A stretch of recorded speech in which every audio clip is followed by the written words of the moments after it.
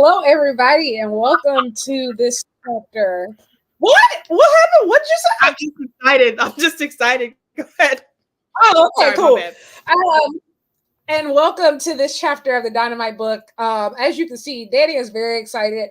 I'm also very excited. There's a ton to talk about. I'm not gonna lie. I'm actually super excited. Yeah, I'm your host, Lyric. This is the other host, Dani. It's Black History Month. And what a Black History Month it is. And what a Black History Month it is, child. The wrestling world is falling apart. Not AEW though. Y'all be easy. Y'all be easy. Hey, I just want to say really briefly that last year was hard. Okay, for AEW fans, it was hard. And we took a lot of L's. There were some W's too, of course. We took a lot of L's, and to see everybody else take all the L's, I'm not going to say it feels good, but it doesn't feel. It feels, but really, it doesn't feel bad. Really good. I like that point emoji. It really does. I'm not going to say it feels good, but it don't feel bad. Hey, okay.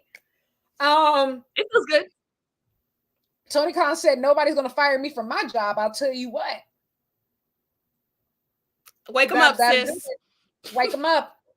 Without any further ado, let's get into this card. We started off with the third installation of Swerve versus Hangman. And you know, I'm not going to say I was worried, but I did think to myself, I said the first two matches were so excellent, especially the second one. How are they ever going to live up to those expectations? Yeah, how are you going to build on it after you drink somebody's blood? I was like, I don't know where we go from that, but aside from like high-key killing each other. And you know what? I will say this one time, and then we can get on with the rest of the show. Hangman Page. Oh, what a man. What a man. Oh, and I swear to you, I first saw that promo like before I saw him walking in, and I said, oh, they don't make them like that no more. You can't get them off the street. Okay, those are custom made. Okay.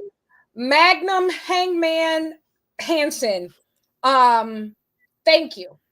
Thank you for blessing us once again with your presence. And God's you know favorite. What? He looked in the mirror and just said, "Yup." I said, "Yeah." Exactly. And you're right. I think that the way that they distinguished this match was they did a complete character flip. And so they made Hangman the heel, Swerve the face. And let me tell you something. I love Hangman Page as a face, but heel Hangman. And my favorite part about him and his character work was that you could see towards the beginning a little bit of confusion where he's like, what do you mean? Like this nigga, so this guy broke it. Go ahead, I ain't listening, like this dude broke into my house, he did this, that, and the third. And he was like, how is it that everybody's sitting up here saying Swerve's house instead of cowboy shit? So I love that little detail. You watch him like accept it throughout the course of the match where he's like, you know what? Actually, I don't care what anybody thinks. I'm gonna beat the brakes off this man. Now, he was getting bitched out for a lot of it. All right. Yes, absolutely. 100%. But hey, again, we're gonna say this a lot. It is Black History Month. I was fine with it. My thing is, I feel like it's so interesting because Swerve kept pushing, right? He kept pushing Hangman for so long. He kept poking the bear. He kept antagonizing him. He kept trying to bring that dark side out of him. But now that he's brought it out of him, it's impossible to put it back in the box. Mm-hmm. And now Hangman is crazy. Happens. He's right. You know, it's just like I listen. Hangman has always been the representative for the bad bitches with bad anxiety, but I have never felt him more than I am now, because when people really push you past your limits, and like, you know what? In the words of the great prophet Beyonce Knowles in Obsessed, when she said, "You think you're crazy? I'll show you crazy." Yeah. That's exactly what's happening. Of like, you wanted to see me at crazy. Congratulations. This is what it is. And now you show you insanity. I promise they don't make bitches crazier than me. Also, I want to take a side note to point that out. Yeah, I had a whole lot of people this past week on my Twitter talking about, oh, this take is dumb. This take is dumb. You're dumb, okay? I don't respect you. All right, I'm a hater. I might be the people's princess, but I swear to God, I'm not to be messed with. So, just putting that out there. And Hangman feels the same way. So me and Hanger are right there. Okay, locked in, twin. Locked in. But no, in the match itself was just absolutely top notch. They built on the drama throughout the course of it. I was sitting there watching it with my mom and my sister. My mom, didn't know what a Royal Rumble was. So, she was sitting there and she was like, "This is insane. Are they gonna hurt each other?" I was like, "Yeah, girl, that's kind of the whole vibe." Yeah. It looked stiff. It felt huge. The Phoenix crowd was on one. I loved it. I ascended. Like, I felt, and I originally was going to enjoy this match with a libation, but I wasn't able to secure said libation or anything before Dynamite. Sadly. And so I did it completely sober, and I felt just as it was euphoric. Listen, that was all I needed. That is so great to like, and I said this on Twitter yesterday, but this is the first of their matches that I haven't been able to experience in person. So I was actually there. I was there at Wrestle Dream. I was there at Full Gear. And the feeling that they give, the fact that they're still able to communicate, like to be able to feel it through a TV screen, like the intensity and the emotion, it was huge. It's kind of insane. And it felt huge. They just, and I even from down like to how it was filmed, of filming them backstage coming out to the ring, like I think it was great of just Hangman arguing with the ref, like when he lifted up that ring skirt, the crowd gasped. They said, "What is he doing? What is he about to pull out?" And it felt so appropriate. Like it felt so, like I said, the way that the match was built, it felt so, everything just escalated and escalated. We talk about it a lot, like when we talk about like Kenny's matchcraft and we talk about, how he's able to pull people in. This match, start to finish, was it felt huge. It came across huge. And even though this was the third time they met, you could tell that this was not going to be the last. You were sitting there watching, you're like, they hate each other. Hangman in particular, you're like, this is coming from a real place. We are very much going to still be in it. It had some fantastic spots. I always love a dead eye off the apron into the tables. It's just always like, it's just so pleasing to me. It is pleasing to me and my homegirls. Yeah. I can't even, honestly, like thinking of big spots, I couldn't even tell you what they did. I could just tell you I was grinning from ear to ear. And how they made you feel. And I think that's what wrestling is about, of like how they made you feel. And the thing is, like, to do it for 30 minutes and still feel like no time has passed. Like I could have watched them wrestle for another. They said 25 minutes up. I said, "You're kidding." I thought maybe we were doing like kayfabe timing. I looked at the clock. I said, "No, it's dead ass." Been 25 minutes. It was actually like, and time was flying and it didn't feel like it. And like even down to the finish for the bell to ring on that count.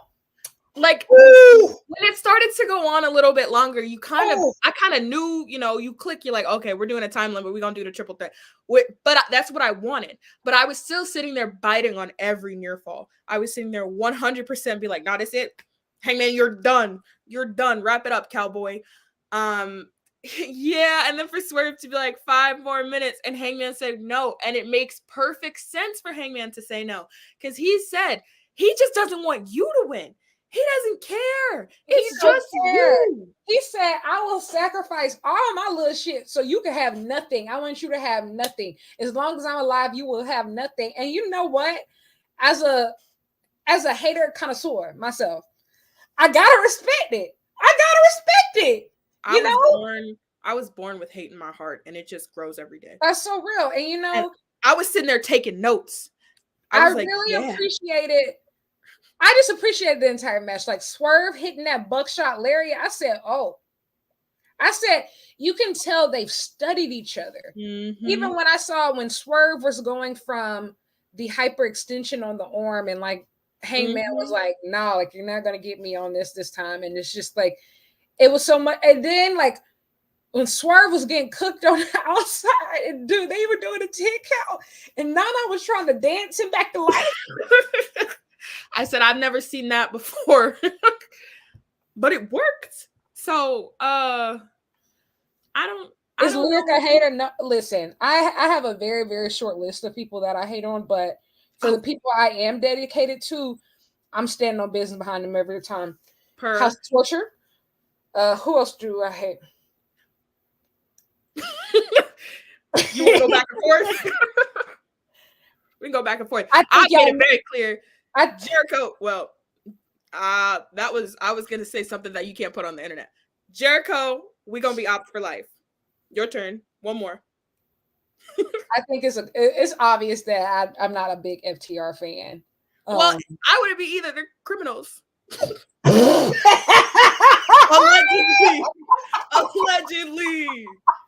All right.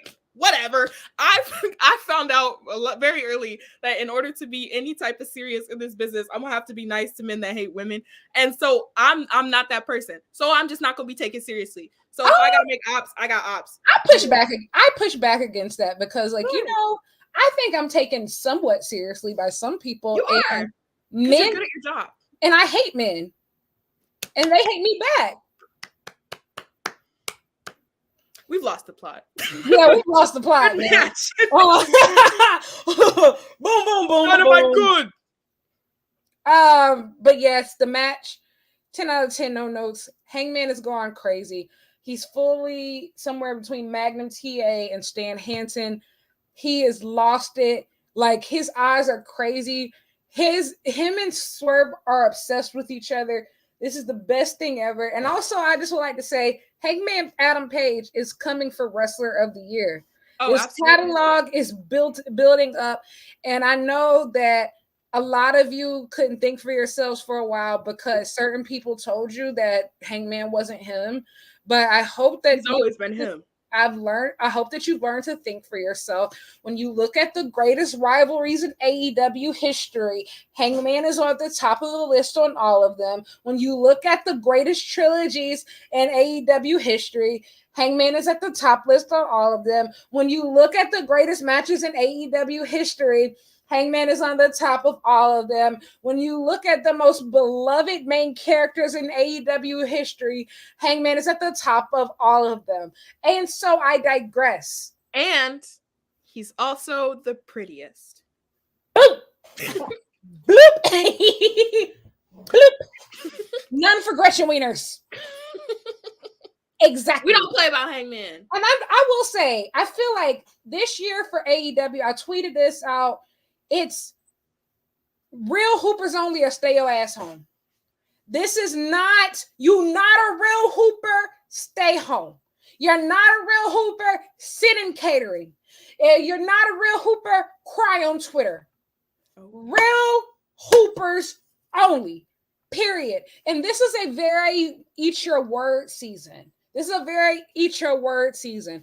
Right now, AEW is in their intro to Love Sosa era. Fuck is this school in the barbershop talking about AEW this? Shut the fuck up! Exactly. And we're going to talk about some more eating of the words as we get later into the show. But also, I wanted to give Swerve his moment too because absolutely, I like History Month, and I think it has never been more clear who the next world champion needs to be. Now, when we get there, how we get there, I'm honestly still not totally convinced or sure. I don't think it should be at Revolution. I think Samoa Joe should hold that title for longer because it's not been. Yeah, I personally will wait till Double or Nothing. Of course, like I'm not going to be mad or anything if he wins Revolution, but I personally would hold off until Double or Nothing. Not yet. I want Samoa Joe to get like at least one solid pay-per-view title defense. Yeah, I'm like, we need some title defenses because absolutely Maxwell had it for so long. Come on. Speaking of Maxwell, it's in his stomach. Whoa. Respectfully. That wasn't very respectful at all. No. Like respectfully and disrespectfully. I know he's at home because he's perpetually online, but I hope that he's watching and like I hope that he's reworking things because you're gonna have to do something different. Like it's so crazy. Like obviously, all this happened on the last day of December, but it's a completely different AEW than he left. Oh, absolutely. It's one of those things where, like, no disrespect, no tea, no shade. You're sitting there watching Dynamite, and I don't necessarily see a spot where MJF directly fits in. So when he comes back, he's going to have to create that spot again. And I'm fully sure that he can, you know, that I'm not doubting his ability. I'm just saying I watched the show start to finish and I was never like, I miss him, or I can't wait for him to come back to feud with this person. And maybe it'll take some time. Like, and it's even when it comes, and I feel like that's what happened to last year to a certain extent. Like, think about Forbidden Door season. We got the Forbidden Door season, and that season between Forbidden Door and All In. Who was fantasy booking MJF? Nobody. People were like, "Oh yeah, we need Kitty. We need Kitty. We need this. We need this." People were fantasy booking people from other companies at the time. And somebody said Osprey on the way too. So people were saying Osprey, and so I do think like it's going to be very, very hard. And I think he's going to need a complete character refresh because I think like he had a lot of creative leverage at the time because he was world champion. But like now you don't have that. You're not getting close to the world title picture probably anytime soon. And by the time you get back, you mean to tell me Osprey and Big Kazu gonna be here too? And if Kenny come back, you tell me, Maxwell. You think? And the thing is, like, Dynamite has gotten not even just Dynamite. I would say the AEW product in general has just gotten so succinct and so on point and so great to the point to where if there's any shitters, they stick out like a sore thumb. Jericho. It's like when we put the card on when we put that card up on that TV and let's play what's wrong with this picture. It's very obvious to see who doesn't fit. Christopher. We're gonna get into that later when we get to his time. But moving on, we had Samoa Joe afterwards because it was announced after the time limit draw that this is going to be a triple threat match at Revolution. Shout out to all the girls who go to Revolution. It's going to be a great time in Greensboro, North Carolina. Oh my God, you're not going. Yeah. So go ahead. Yeah, flex about it. Whatever. Oh no, I'm not gonna brag anymore. But the match has been announced. The world title match for Revolution. It's gonna be Samoa Joe versus Swerve Strickland versus Hangman Adam Page. Everyone around will rejoice. Amen. God smiled. God smiled, and then Samoa Joe cut a scary promo in the back saying that I'll kill everybody, like only he can. Truly. Next, we had the women before 9 o'clock. Amen. Whoa! Like we had the women before. You know, Women's History Month. I'm gonna stop saying that simply because the women have actually had pretty great time slots lately. They've really been changing it up recently. Like it's never in the same slot every week. On Collision. Yeah, especially they're never in the same spot every week. Specifically, like this year. So like honestly, I'm not gonna make any jokes because it's not. It's just not true. But we had Deonna Purrazzo on commentary, and then it was Toni Storm wrestling Red Velvet. Woo! This was great. And I love seeing Toni be Toni Storm. Remind them who you are. Yes, you're a silly girl. Yes, you're a silly girl. Yes, you make the jokes. Yes, you're timeless. Yes, you do the Broadway, but you're fucking Toni Storm. You are the former World of Stardom champion. You are a former 5-star Grand Prix winner. You are a 3-time AEW Women's World Champion. You are a former NXT UK World Champion. You are a Mae Young Classic winner. And you did it all before you turned 30. Okay. And she's still not 30. So, like, this was some time for Toni to remind the girls who she was, okay? And she pulled out some technical wrestling. She said, I got submissions too, Miss Deanna. She did. Wrestler. And I don't think we give Red Velvet enough credit. That Red Velvet! That girl. I said, go ahead, sis. She's one of her best traits is her quickness. Like, absolutely. In the ring, compared to other people, sometimes I'm like, y'all gotta keep up with her. She moving. Fluid. She moving. Yeah. And so I just want to make sure we wake that up too, because Black Girl Wrestling. She's an excellent striker too. Like, yeah, she is a great striker. I know that I think she has an amateur background, but she also, like, I believe her father was her dad was a champion boxer. Yeah. So like, she's an excellent striker. And very precise. She's one of those people who I think, like, has overly exceeded expectations. When we've seen her in the past, she was always like playing the background. And that's why here's the thing. I truly believe that wins and losses do matter, right? Like, I do think that. But what they're doing right now with Red Velvet and Queen Aminata specifically, these losses have made them look so good. Absolutely. I feel like they look fantastic. And when they finally, and specifically for Queen Aminata, when that big win finally does come, that roof is going to come off the place. She gonna hit. It reminds me of Takeshita when he first hit. Yes, exactly. Takeshita. And everybody was like, but you look so good. You're doing so good. And when it happens. That summer of 22, when Takeshita, and you have to think, that was a time because MJF had just walked out. CM Punk was injured. Bryan Danielson was injured. Like, a lot of the main event guys were out. And so this guy comes over from DDT in Japan, and he literally he's wrestling Jon Moxley. He's wrestling Hangman. He's wrestling all these people. And he turned the summer up. Mercedes tweeted. Beyonce.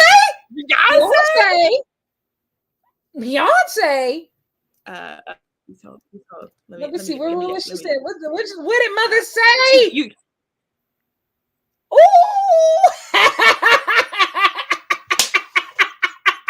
My period. Let's talk about some money. You know what? We'll get to it. We'll get to it. But thank y'all for flagging that in the chat. Anyway, but yes, that's exactly what I think about Queen Aminata and Red Velvet, especially. And like, Red Velvet is a fantastic singles act, and obviously she was playing background for a very long time. But I'm glad that she's really, branching out. But this was great. Did what it needed to do. Toni and Deanna at the end. Toni went full French there. I like weird bitches. I just. Oh, right. Yeah. Okay.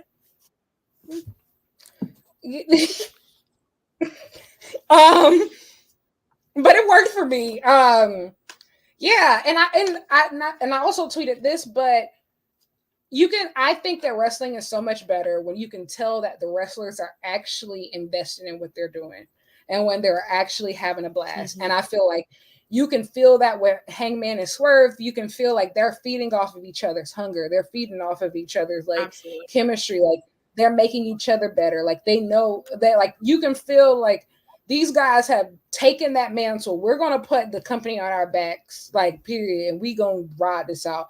And I feel like the same thing with Toni and Deanna. Like, you can tell they're having fun. Like, you can tell, like, they're having fun working with each other. You can tell, like, they really. It's going to be a great match. Exactly. You can tell they're excited to work with each other. And like, I feel like that's just a feeling that you get in AEW sometimes, because it doesn't happen all the time. And I have some feeling about some people who I don't get that passion from, but I get that I felt that first hour of Dynamite, it just felt so passionate. And that's what I love, of just everybody feels hungry. Like when the girls come out and wrestle now, they feel hungry. They seem hungry. Like, nah, we're not just here to have the you have to. Right? They're here to make. They want to make this the best women's division in the world. Like, you can feel it, and so I'm here for it. Moving on. Next, we had an Orange Cassidy, Trent, and Rocky Romero promo. Now, this was interesting. Because did that happen? Yes, it was backstage with Renee. Well, I'll talk about it. But Renee's like, hey, okay, you got a match with Ishii, and OC is like, I guess I do. And like Trent was like, what do you mean a match with Ishii? And like, so Rocky's on his side, and then Renee is like, oh, so anybody got an injury update on Chuck Taylor? And he's like, yeah, Chuck is here. He's getting evaluated by the medical staff, but we're about to go see about him. But anyway, they were acting real weird. Like, I felt like Trent was acting weird, but I felt like OC was also acting weird. But I'm trying to figure out who's acting weirder, because there has felt like there's going to be a little tease towards like a heel OC, but there also feels like there's been like a tease towards like a heel Trent. I feel like Trent is just tired of losing. And like he's tired of like not getting opportunities, and like also having Rocky with him. Somebody said this on Twitter, was like maybe a heel Roppongi Vice, which I think could be great, because honestly, the tag division needs to be rebuilt. And right now there's not really any heels. Like, Top Flight and Private Party are both baby faces, it feels like right now. Like, everybody loves those guys, and and obviously, with the new tag champions right now are faces clearly. And so it's just, we do need some heels, but Orange Cassidy, that's happening there. And it was announced that for Rampage, it will be OC, Trent, and Rocky versus the Undisputed Kingdom. So that's going to happen on Rampage. But when I tell you I missed that top to bottom, I have absolutely no memory of this, and I think I must have just still been. I must have still been wiping the tears from my eyes, watching her Swerve and Hangman. So maybe my apologies. Don't get me wrong. I was still kind of out of it too, but it was only a minute. So like, it's those type of things happen. Like, it wasn't like it was super long. Next, we had BCC versus CMLL. There it was Mascara Dorado, Hechicero, and Volador Jr. versus Claudio Castagnoli, Bryan Danielson, and Jon Moxley. Hey, listen, BCC won this match, but they got cooked. They was getting their ass whooped. Hechicero got Bryan Danielson number. And him, look, I've never seen Bryan Danielson get out wrestled. Like, like he had that nigga on a mat. I've seen him have people in hell, have him in hell temporarily before, right? Like, I think his match with Claudio was him up against somebody as technically gifted as him. Same thing with the Zack Sabre Jr. match, though. But he really don't really got no counters for Hechicero. It's just like technical wrestling plus lucha speed. And look, I'll tell you right now, CMLL, right? Ojalá que todo el tiempo tenemos los luchadores, okay? You speak Spanish? Every single week, I'm trying to see some lucha fun, whether it be on Dynamite, Collision, Rampage. You need to be incorporating this. It's so much fun, and everybody always loves it. And CMLL BCC just You're breaking it up. Am I? No way. Yeah. No. I refuse. Oh, you're better now. Yeah, you're better now. Oh, I'm healed. Plus it be. But yeah, I mean, you Spanish for real? Yeah. Like fluently? Yeah. Oh. Fun fact. And Swahili. Bro. The chat is going crazy. Nobody knew. They said your internet is shocked you speak Spanish. What can I say? There's a lot Wow. niggas don't know about me. I'm kind of that She's girl. so talented. She's so different. Oh my Right. god. She's so different. Yeah, I love it. I think personally that the best way to get started, I think that they should actually open All In next year with a lucha match.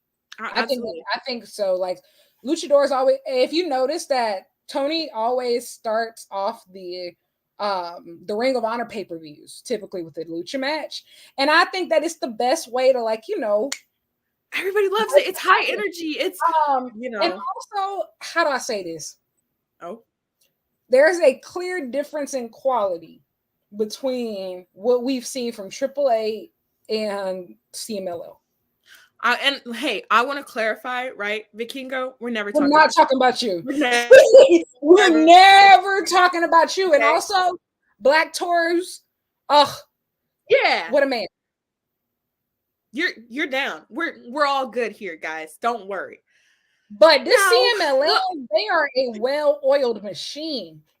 Absolutely. And I thought, not just from this match, but also from Hechicero's match with Danielson, was that it was more than just high flying. It was, really a showcase of what lucha is in every aspect, it was so much fun. And I loved watching the VCC just get so much more irritated because there's no way they thought any of these guys could hang with them.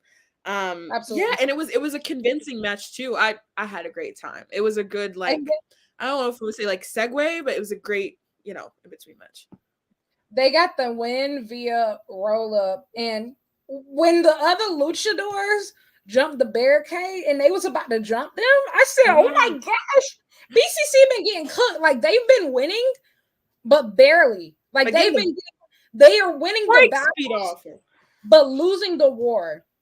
And and somebody said, "What do you think of the finish?" I actually like the finish because here's the thing: I don't expect CMLL talent to get their wins this early in AEW, but I do think this has to be setting up for them to go to Arena Mexico, and also BCC at Arena Mexico. I love it. The CMLL partnership, I also don't feel like could have come at a better time. For all the possibilities and the way that it's going to fit into the product going forward. I love this collaboration. Again, AAA, thank you for your service. We will be asking you to spend more time with your families. But yeah, I liked the finish. I thought that the match made sense, And and what I really enjoy about AEW and what I love about it is that I think that AEW, specifically for me, has made me a better wrestling fan. Like I got into Japanese wrestling via AEW. So it's just I didn't even dreams that I didn't even know I had yet. I get from this. So that makes, so I get into New Japan because of AEW, and then I'm like, oh, now I have to go to the Tokyo Dome, or I have to go to All In, and now I'm starting to feel that exact same pull towards, okay, now I have to go to Arena Mexico. I have to feel it, and it's just, I think that this is great. We need to, especially if you see a lot of the tribalism that we see on the internet. And here's the thing: I think a little tribalism is healthy. I think that all sports need a little bit, but I think that a lot of tribalism comes from ignorance, because people feel insecure about only knowing one thing. And rather than having the courage to ask for help to branch out or something, they just pretend like they don't like it. I don't. And you want to know something? One day when I've established that this is a safe space, I will tell my story. I will tell my truth of how we got to this point. Not yet. But and you know what? I think the whole thing about the tribalism, people get defensive of what they don't know. So you're like, I'm familiar with one thing, so I'm gonna stick with it, or I hated that one thing, so here I am. Whatever, like what you like. I like both products sometimes, but WWE fans are so mean to me that I'd be like, damn, I guess I'm gonna have to fight. So yeah. I can't say the same. But I grew up a big WWE fan though. Like, and I used to be one of those people of just like WWE is everything and anything else is the indies, right. the minor leagues. And so like a lot of people, and it's hard to like admit that you don't know things, especially for me. I'm a know-it-all. So like if I don't know something, I know everything, every single thing. And I haven't gotten another. It's like a lot of times, like I'll just reject it. And so like being able to branch out, like I truly believe like I'm a better and more well-rounded wrestling fan because of like AEW, because like now I can say like, oh, I know Puro, I know Joshi, I know Lucha, and actually invest in those things. But yes, the CMLL stuff is getting really cool. 2 more of their luchadors will be facing off with Jon Moxley and Claudio Castagnoli this weekend on Collision. It's going to be a lot of fun. A lot of different. So we have a CMLL match and a New Japan match scheduled for this weekend's Collision because Orange Cassidy versus Ishii is happening. So this is going to be a ton of fun. Collision is a ton of fun this weekend. I know a lot of people have plans for this weekend, Super Bowl weekend. Listen, I don't watch NFL, so outside of that Usher halftime show, this ain't got shit to do with me. I do, but I feel like everybody's gonna be having a mid off, so I'm going to sleep. Yeah, I'm a college football girl. Roll Tide. Sorry, go ahead. The U.S. Listen, the University of South Carolina breaks my heart frequently when it comes to college football, so I try not to get too invested. Roll Tide, listen, college women's basketball is all we do right. Okay, like that's girl. Congratulations. Shout out to Dawn. Shout out to that Black Queen, Dawn Staley. That woman of God. That woman of God. Huh? We were talking about CMLL. We were talking about CMLL, but moving on, we had a promo from, well, not a promo, actually. It was a backstage segment of Chucky T lying on the floor with the Undisputed Kingdom standing over him. Like they beat him up while he was getting checked out medically, trying to get medically checked out, and had him staring into the eyes of Adam Cole in his wheelchair. I don't know what's really enticing about that, but I'm not scared. I digress. It happened, and you know it happened. Moving on, I think we just need to wrap this up. Adam Cole stand on business. He can't stand. Exactly. And you know what though? I truly think that this is the problem too. The Adam Cole stuff, not the Adam Cole stuff, the Undisputed Kingdom stuff is like the only relic left from the MJF era. And it feels like the rest of the product moved forward. So it just doesn't feel like it fits. Feels out of place, yeah. And I'm hoping that changes. But yeah, that's the thing of just like, it just feels like Dynamite from 3 months ago. And a lot of us didn't like Dynamite 3 months ago. Wasn't great. Outside of the Continental Classic, which they had nothing to do with. So like, it feels like, how do I say it? So like, you know, Dynamite, and not just Dynamite, the AEW product in general, by November, December was split into like 2 different products, right? So we had the MJF verse and we had the stuff for the rest of us. And it feels like most of the MJF verse concluded on December 30th, and we finally got to completely go in the direction. So like Continental Classic on, right? Like that's our universe. Like, woo, we having fun over here. Oh, woo. But this last little strand, that's the Undisputed Kingdom stuff. And so I don't know. I'm trying to think. Did I see Wardlow in that promo? I don't think we saw Wardlow. I wasn't looking for him, but so I wonder if he's actually injured. So I don't know. Oh yeah, I hope not. But I never wish injury on anybody. But my thing, right? I'm cool. I also think we have to think of what maybe could have been with the Devil Mask Man type if Adam Cole hadn't injured. I think, like you said, I don't fear him or this group at present. You know, and so that's an element of it too. I think if we were gonna do all this, we're gonna have this storyline, then maybe you could have had them go away until he was well enough to, you know, fight for himself. Yeah, it just, like you said, it just didn't fit. And the thing is, I felt like Adam Cole's purpose was to be Wardlow's mouthpiece. But if Wardlow isn't there, what are we gonna do? Yeah, I don't know. Somebody SP3 said Wardlow was there but didn't do anything though. I don't know. But I'm gonna be honest. I don't care enough about this segment to dwell on it. Just to be quite honest. But moving on. Dun dun dun. The CEO of All Elite Wrestling made his huge, big, gigantic, massive, ginormous, incredible, marvelous, spectacular, sensational, incredible announcement that on March 13th in the TD Garden, home of the Boston Celtics in Boston, Massachusetts, will be AEW Big Business. Hell yeah, brother. I've got a lot of things to say. So many things to say. Shit, so. Right?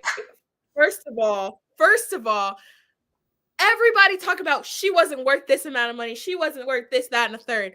Black girl to black girl. I'm telling you right now, when a black woman wins, we all win. Clock it. So when I saw that she was getting her bag, I was sitting there fully being like, clock it. We're all getting it. As if we was gonna split it. But clock it. I think we have absolutely reached a point where she is getting all her due and more. She has been worth this entire time. And just because the other company did not see it and did not have the vision to portray her as the star that she is, does not mean that she did not have the value all of the time. All right. Everybody's sitting up here trying to act like she's not her. She's always been her. Clock that T.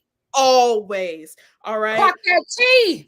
So it's time to stand on big business, bitch. Stand up. All right. Miss Money and the Bank is on the motherfucking way, and you bitches better get ready. It's done for. Everybody start acting right. The boss finna start having one-on-ones with you niggas. I swear to God, every week a performance review. Step correct. I am so excited, not just for the 13th, because she's being treated like the star that she absolutely is. She's being treated like the star that she absolutely is. And it is so refreshing also to see the women's division of AEW get the kind of spotlight it deserves. She is that big. We should have a show for her. It's big business, baby. She's the biggest thing. She was the biggest free agent in all of wrestling last year. She's one of the best in-ring performers in the world. I would argue probably the best in-ring performer, female in-ring performer in North America. All right. Of all time. Nigga, it's Black History Month. Ooh, period. But it's Black History Month. We make it Black History. All right. We are standing on big business. I just got one thing to say. Yesterday's price is not today's price. Yesterday's price is not today's price. Yesterday's price is not today's price. Do you see that? Do you see what it says at the bottom? Money makes the world go round. Do you see all those different currencies? There are dollars, there are pesos, there are yen. Y'all not ready. You're not ready. And you know what? You know what we don't factor in enough, okay? Clock it. You know what we don't factor in enough? She's just so much cooler than everybody else. We talk about which wrestlers have aura, which wrestlers have this, which wrestlers have that. I'll tell you right now, Sammy Guevara doesn't. All right. He's the antithesis to this argument. And I don't know why I had to throw that in there, but yeah, fuck that guy. Anyway, she has all of the aura. She is an absolute star. Okay, there Mega is nobody bigger. As soon as you see that she's gonna be a factor, right? She's the it girl of all of wrestling. And baby, it's time. It's time. It's time. The only other person who ever got this treatment was he who must not be named. With the Rampage, the first dance, which I watched, and it was amazing. Oh, at the time. This is just so much bigger, in my opinion, and so much different. And because honestly, I don't think that Mercedes is going to be the only debut we see. I think we're going to see, because here's the thing: if I'm AEW, why wouldn't you do the biggest 1, 2, 3, 4, 5 punch that ever? Like, this is the time where you make everybody feel you. Like, you make everybody feel you and be like, I don't care. Stomach. Like, I don't care what's going on with WWE. I don't care what's going on with TNA. I don't care what they got going on in Japan. Like, this is when you stake your flag in the ground and you say, I'm him. This is what DK says. I'm him. It's time to claim your territory and look, okay? They've never done a rollout for this for a woman, let alone a black woman. No wrestling company has. No wrestling company has. Today's price, yesterday's price is not today's price. Okay, and y'all were reckless. Y'all was talking reckless. Okay, y'all have way too much to say. Sasha should come back in the Royal Rumble, and she won't win, but she should come save Bayley, and they should have a tag match. And let me ask you this, Derek. Why? Because what everybody's not remembering is I'm so glad that Trinity was able to find her peace and to get back in WWE and to make her some fucking money. I'm always rooting for black girls, always. With that being said, the amount of disrespect that WWE issued both of their ways when they made their exit is absolutely insane. And so at this point, everybody that was rooting for her to step back into a space that did not respect her at all, that was constantly putting other people that were less talented over her, okay? And then having the audacity to come on TV and say that those two were the two that have let down the WWE universe, and these were the people that had, you're victims because of them. Don't get me started on who the fuck is letting down the WWE universe, okay? Everybody shut your ass up and let my girl wrestle. So everybody that is asking that black woman to step back into that toxic ass situation that did not respect her or give her her due or her fucking money needs to shut the hell up. I think, and also for me personally, it wasn't even more so about, well, that too, like, obviously, I was very upset about like how she left, but I originally saw it as a blessing in disguise because the thing is, Mercedes is a real wrestler. Yeah. Like, she's not just sports entertainer. Like, Mercedes is a real wrestler. And like, I'm a real wrestling fan. Like, I don't want to see segments 24/7.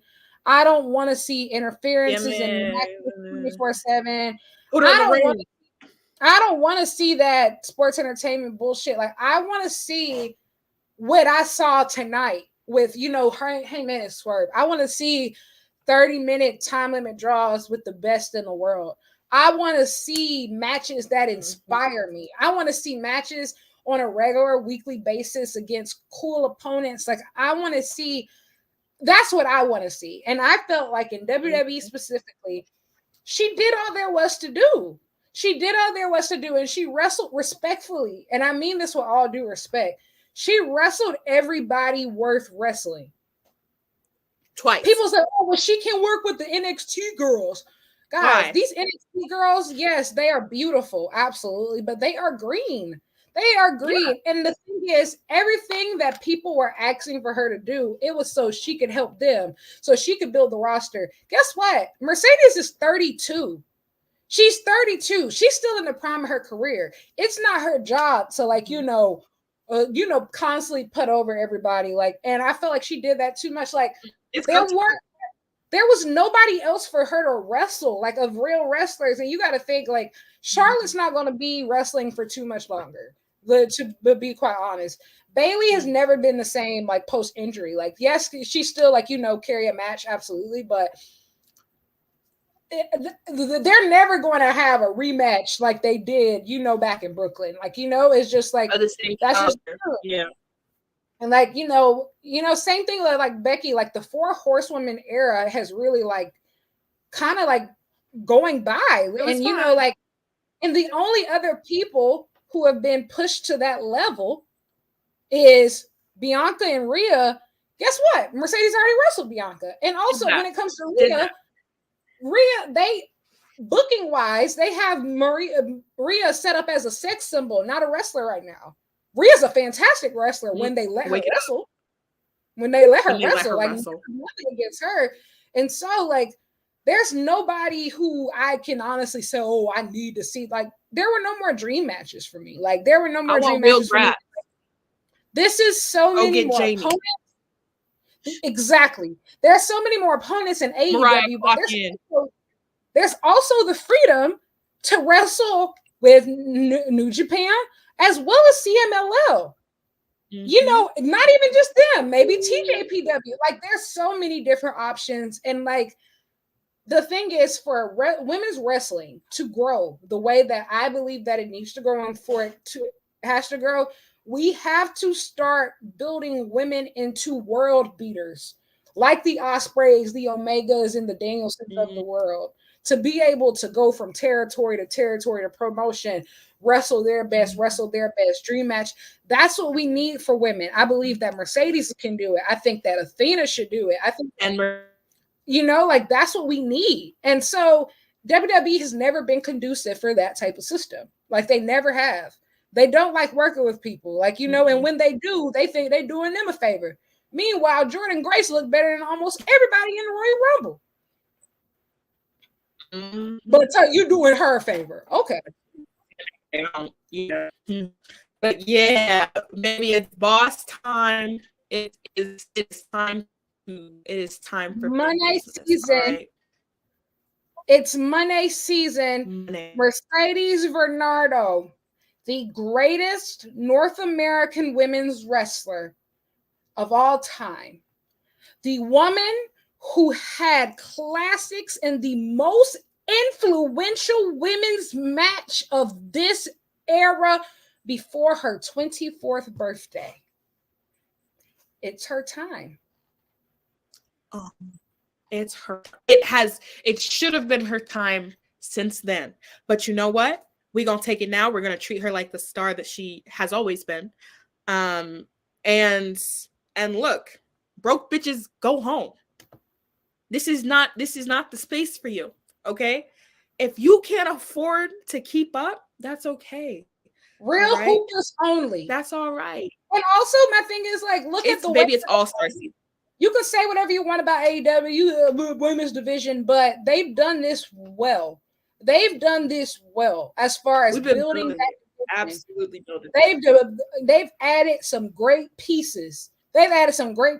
Like, you have Megan Bain coming in, you have Mariah May, you have Deonna Purrazzo, and this division, it's so what are they going to do with people like Ruby and Anna Jay? They're still on TV. Like, that's the thing. They're still on TV. They're working their own feuds in Rampage right now, which I think is a great spot for them. I'm enjoying them on Rampage, and they should stay on Rampage for right now. Hey, I think that's great because, like, until you can get to that level, keep working. The girls who want the extra reps, they working in Ring of Honor. They doing the indies. Like, you got to show something. Like, you got to show something. Like, I just think, like, there's space for everything right now. On this rock, even Saraya's doing a good job in this right now. They found a space for her that works. That's working for her on this Rampage feud.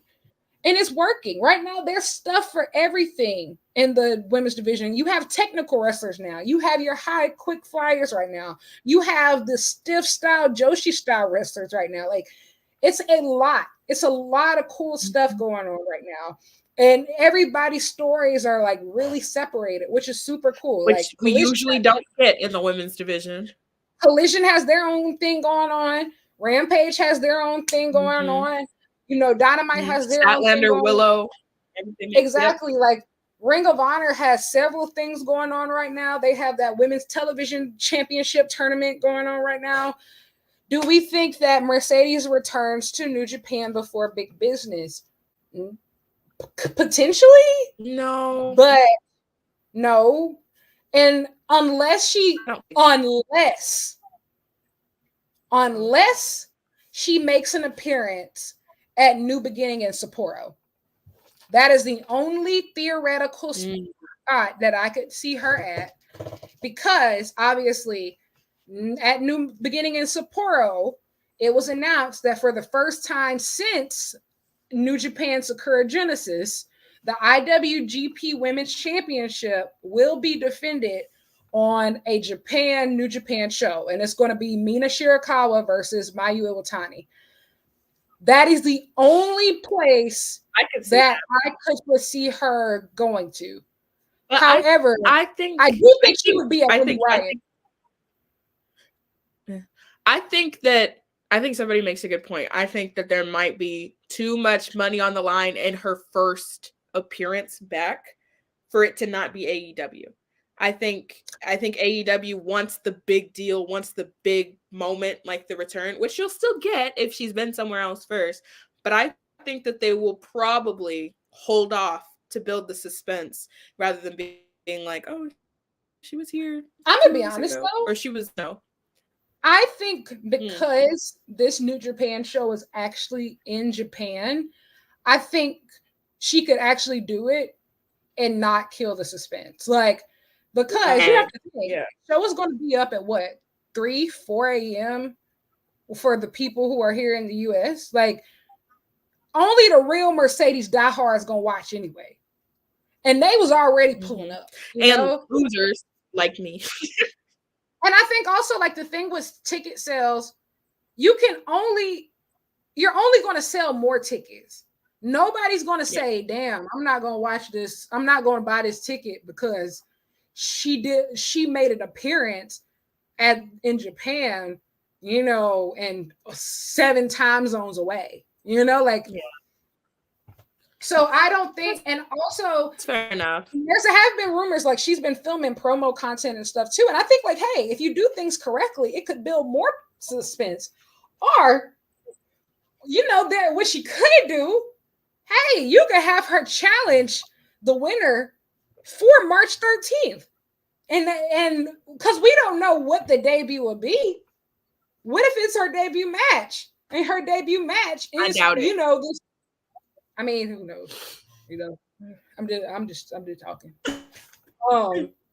But still, it could be literally anything.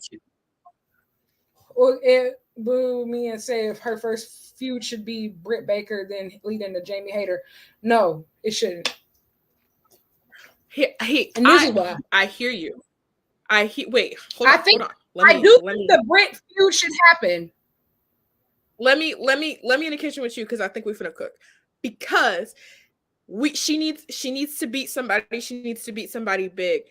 We've missed the dentist ain't been here for a fat minute. Okay, it's not really going to hurt Britt Baker to take an L to Mercedes. She's always kind of going to be in the same position in the women's division. Okay, so if you can have. Because I feel like the dynamic the whole time has been, you know, you beat Jamie Hayter to get to Britt Baker. I think we can all kind of agree that the better worker is Jamie, you know. So now if we're able to kind of flip that dynamic and be like, okay, the dentist is back, but she is playing a supporting role. She is a building block to we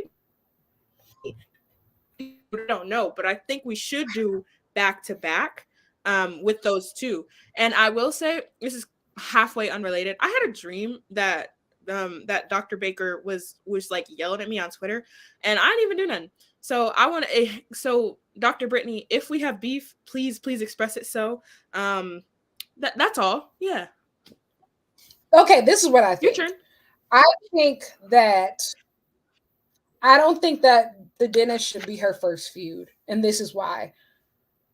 I think that if Britt is her first feud, it would have the connotation that Britt is still the face of the women's division. I don't think that should be the message that is sent to a lot of first time viewers, because she's really not. I don't think I think it should be Willow. The story's already there. Back, but the thing is, the story is already there. We have to think the last time more for Willow, I guess.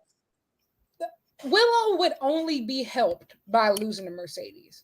And the thing is, that's true. And the thing about it specifically is you have to think Mercedes' last time in a wrestling ring was with Willow. That was the last time we've seen her in a ring. And so knowing her, getting her lick back is probably the number one thing on her mind. Do you want Mercedes heel or face? I don't think it matters, honestly. I think she's going to debut kind of like Bryan Danielson did and be like this tweener character. And like the thing is, she could go heel, but people are going to be so excited to see her back after the longest to where they're going to cheer her regardless, you know? Like, and the thing is, like, I think that Willow is the perfect person to lose to Mercedes because she's already beaten Mercedes. So no matter what, they're still going to be 1-1, you know? That's fair. You know what? I retract my statement. I'll take the L. We are going to boo you. And my thing about the back-to-back part with the Britt and Jamie Hayter thing is, I don't think that Britt and Jamie are going to be a package deal anymore by the time Hayter comes back. I hope not. I would keep them completely separate. I think me personally, like, especially it's a whole new they can help themselves. I don't think AEW can help themselves. I think we're gonna find ourselves back in that position. I hope not. I think they're gonna keep them separate.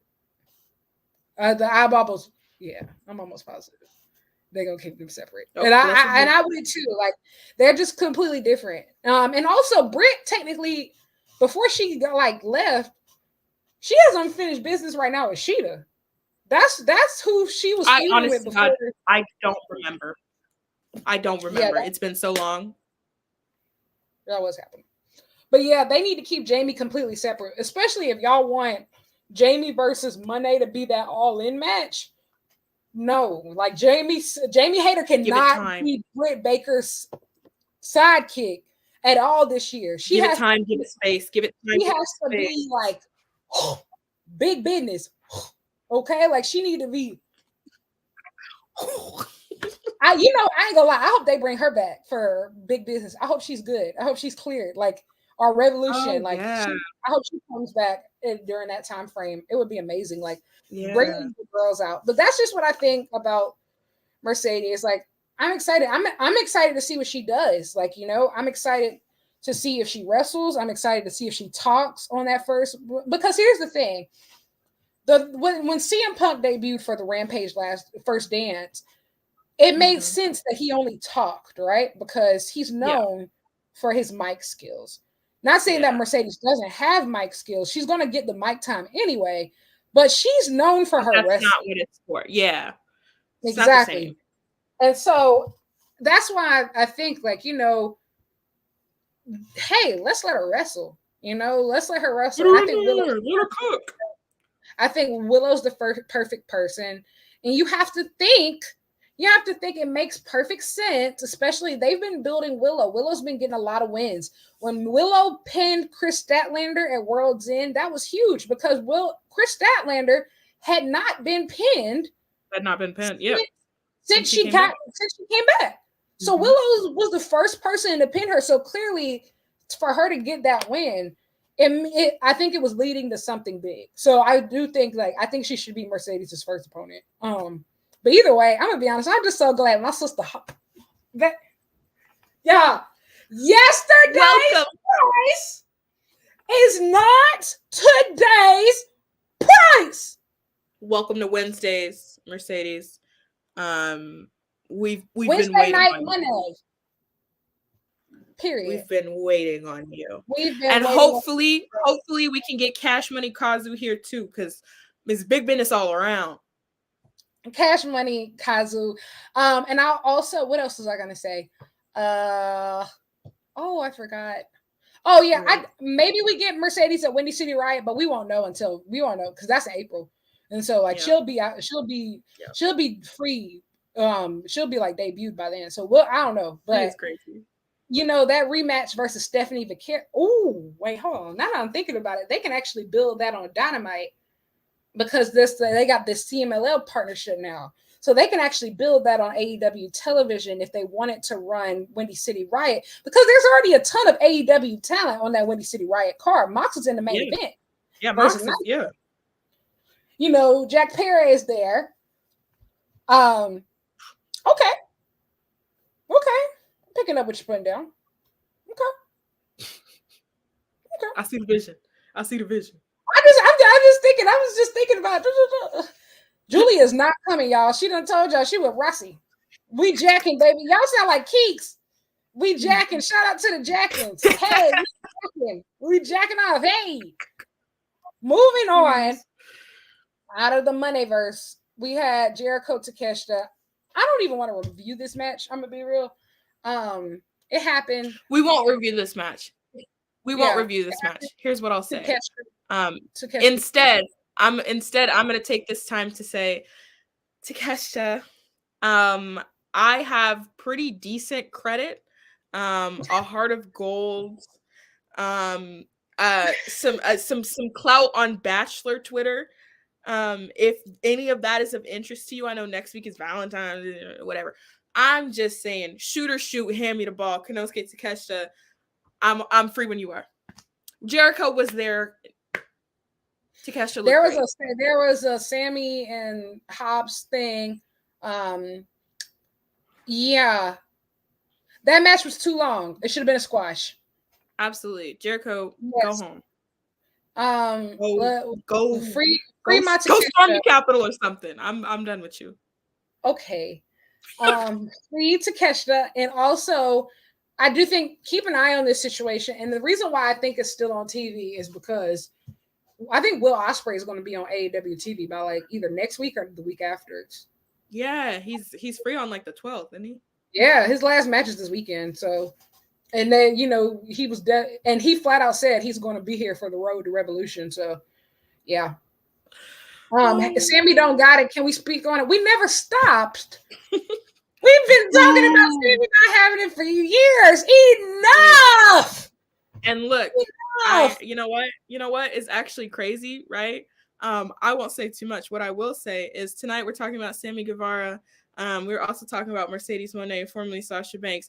Google Sammy Guevara, Sasha Banks, and you tell me what comes out.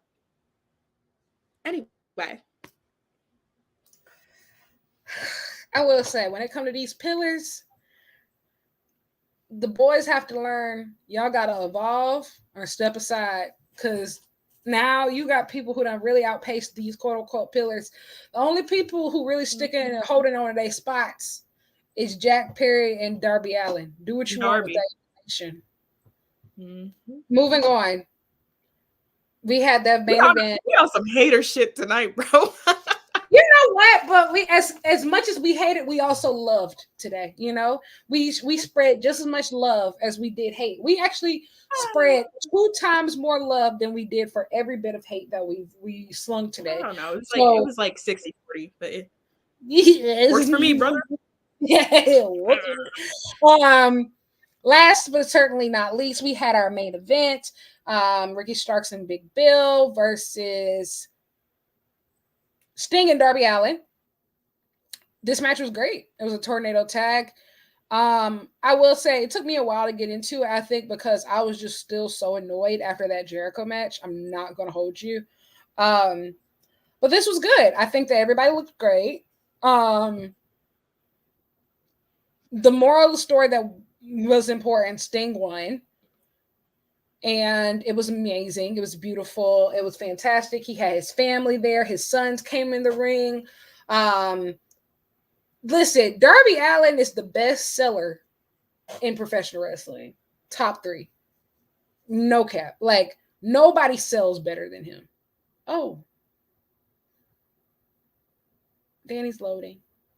But yeah, nobody sells better than Darby Allin. Like, he is unbelievable to the point where he's unbelievable to the point to where he genuinely convinces me that he gets hit by a car every time that he wrestles. It's kind of scary. I'm back. Nah, much like Jesus, I cannot be kept down. Yeah. So yeah, every time Darby wrestles, I say a prayer. Shut up about my rant. Look, okay. Tell Tony Khan to sponsor Black women. Really, we could talk about how slamchats.com. Is this my fault, right? Is it my fault?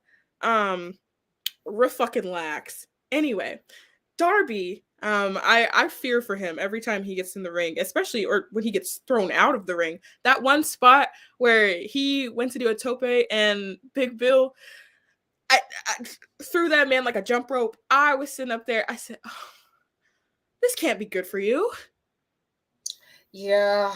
I also I tweeted that my dream match that I'm trying to see, Darby Allin versus Rising Hayato.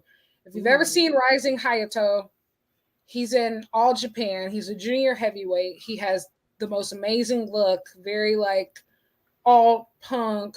He's just fantastic in the ring. Him and Darby are so similar, and I think that they would actually, maybe they should never wrestle because I think like they might actually die. But yeah, we have enough insurance for that. That's my new dream match. I think it needs to happen, and I think it would be awesome. That will be my Wrestle Dream match. Yeah, so this was great. But the real, it was great to see Sting finally become a champion in AEW, just because and his last title run. Exactly. Like, I have this thing where, here's the thing. I love matches. I love, memorable moments. And I know that I will never forget Sting. But I want there to be physical proof in the AEW record books. So for decades from now, when kids and people get into wrestling and they look up, like, who's won this title before, they see the name Sting and they can look and see who he was, right? Like, past this time. And don't start that. Don't start. Somebody said Ryback is crazy. My face dropped. I said, why would you say that? I don't even play like that. Anyway, moving on. I think that it's so important, because here's the thing, a lot of these moments are great for us who are fans right now, but I'm always thinking towards the future of just like for future fans who, are going to get into AEW and they're going to want to, look for things. I want them to be able to find Sting, right, in the record books. And so Bryan Danielson is right after the gun. Yeah, Brian. What? No, I was just like, it's just funny to me that Sting comes after the guns, but Yeah. But Bryan Danielson is the same for me, and so I need him to win something before he heads out. I need him to hold some type of title.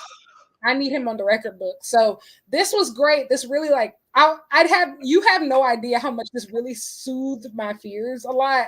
I just needed him to be on the record books for something, and so this finally happened. He was here. We promise. Exactly.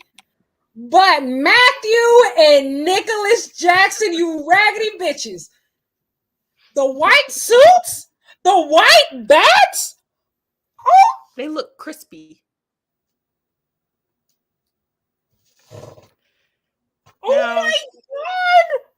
When they hit my goat in the knees, and the crazy thing, I just tweeted about Sting's knees. I said, y'all, it's crazy, y'all. I said he got better. I saw that you said he better knees than he got better knees. I said he might have better knees than Naito Antana. And then they said, not on my watch. And he beat their kids up too. Beat the kids up. Kids up. And the kids, I said Sting's kids are actually so based. Because they taking bumps for their dad. Like, I love that. I saw that when they first got in the ring. I was like, oh, they're gonna celebrate with their dad. And then I was like, didn't he have a daughter too? And I was like, why she don't get to go out there? I said, oh, because they're gonna get their ass beat. Okay. Got it. They even had on the black t-shirts. I said, oh, not the uniform.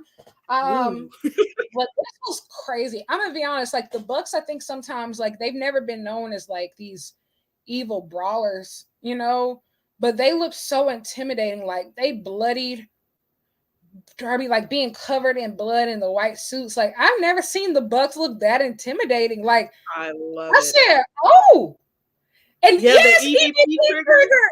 They turned the BTE trigger into the EVP trigger. I said, look at how they ate that. Look at how they ate that. No, you know what I will say also though, it wouldn't be an episode of the Dynamite book if I didn't tell you that I miss Kenny Omega, because I was sitting there and they're like, they're EVPs, who's gonna stop them? Who's gonna stop them? There's nobody. And I was just sitting there, I was like, there could be one. Somebody in the crowd had a "Marry Me Kenny" sign, and I said, oh, I miss you, GOAT, rest up. But no, I love the beatdown angle. I love the all white was a great touch with the blood because it looked like they straight up like murked somebody. Fantastic. I even love like commentary sold it very well too, because the closing line on Dynamite was the Young Buck Matthew and Nicholas have completely ruined their reputations. I said, oh, where have we heard that before?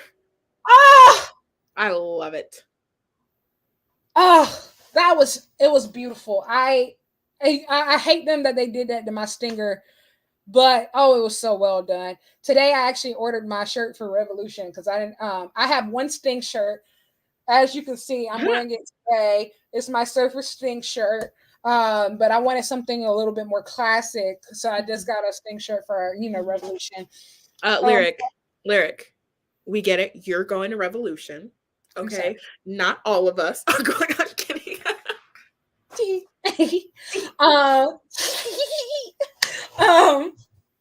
But yes, I just can't wait for this match. But it's also kind of sad because like as we get closer, that means like it's almost over. It's almost over. And Sting, I never got to see WCW Sting, but I got to know him through TNA growing up, and I've always loved Sting. He's been a huge part of like my time as a wrestling fan. And I'm just so appreciative to AEW for giving him this final run. Like I was never satisfied with what happened with WWE, because having him lose to Triple H at WrestleMania was some foul shit. And that's just terrible. And I just like to pretend that run never happened. And I'm just so glad that he got to finish his career on his own terms. He's going to do it as a champion. It's amazing. And I'm just glad that we get to be along for the ride. So it's great. I'm glad he's happy. I'm glad he's jumping off of things. Crazy murder grandpa. Hey, listen, I know some people be like, oh, we got too many old people on AEW. But listen, if it's the right old people, you'll never hear me complain. Shout out to Minoru Suzuki. Yes, like anybody but you, Christopher, right now. Really? Shout out to Minoru Suzuki. Shout out to Yuji Nagata. Shout out to RVD. Shout out to the Stinger. Like these old heads have been holding it down for me. Like I've enjoyed everything they've been doing. And used properly. And then Christian and Copeland. Yeah. Yes, like my favorite over 50 crowd. Like, thank y'all for really doing the thing. Like, I really appreciate it. Like, I know some people be like, well, the young guys should be in that spot. Tell them young guys to step up to the plate. Oh. You want to go toe to toe with Minoru Suzuki? Show me. You're not ready. Hello. I'm the state of Missouri. You got to show me. Hello. Okay. Please. But moving on, that was Dynamite tonight. Who we 5? We are 5. This is your second set of glasses? you have to keep in mind that I'm extremely cool. So I do costume changes as necessary. Drip or drown, baby. I'm kidding. Because it's business time. Money. Last time. But yeah, that's what happened. Somebody said that the Bucks released their post-show promo. We're not going to be able to cover that because we haven't watched it yet. But I can read Mercedes' tweet now. It says, "I remember when I couldn't pay the rent. Now own the whole building I'm living in. Sky's the limit when you're never giving in. You get in, you ride out, and don't look back again." Those are the lyrics from her WWE theme song, which I think is a great key. It's a great key. And I this is also lyric. Are you going to Revolution? Feel like you've never answered this. Y'all want Dani to quit. But here, hold on. Let me say, right? Because everybody's sitting up here loving on Mercedes' tweet and laughing. Okay, I'm just in the pre-money phase. All right, much like my girl. Damn. Hello. Melius? Okay, can you hear me? Yeah. Wow, this is racially motivated. Oh, you can. Oh, I've heard you the whole time. No, I was saying, yeah. I forgot what I was saying. I'm done. Good Dynamite. Okay. It was a great Dynamite. Shout out to the legendary troll, Mercedes Moné. Super excited for her debut. Super happy about Dynamite tonight. It was great. We just pretend like one of those matches didn't happen. It was redacted. Shout out to Hangman and Swerve for still keeping us just as invested as we were on day one, if not more. The kids are all right. We're doing well. Shout out to AEW for not getting somebody fired, this week, because they packing y'all up. Y'all getting packed up out here. And these other companies, god damn. Hey, baby. The unemployment office is looking mighty busy. The unemployment office, no shade, no tea, but damn. But yeah, life is good. Life is amazing. It is what it should be right now when it comes to All Elite Wrestling. Thank you, everybody, for tuning in today. We will be back next week and every week on Dynamite. For the Dynamite book, for this Dynamite post show. If you want to still show us some love via Slam Chat, you can, to tell us Happy Black History Month with your coins. You can call it reparations if you would like. We don't really care. But if you want to find, I would. Well, thank you. She said it, not me, and so I'm gonna have to stick beside her. Amen. But yes, we have. You can find me at Lyric Wrestling on Twitter and Instagram. You can subscribe to my YouTube channel at Lyric Swinton. I am super excited. I have some stuff I can't tell y'all yet, but I have 3 interviews this week. Oh. I've already recorded 1, and I have 2 more to record this week. They're all Black History Month related, and so I'm super excited for you all to be able to hear them and listen to them. I'm excited for what I'm cooking right now for Black History Month, so stay tuned. Where can we find you, Dani? You can find me at the club, and then on Twitter at Dani Livingston and at Black Girl Wrestling. At the club, y'all. All right, let's head out. We will see you later. Bye.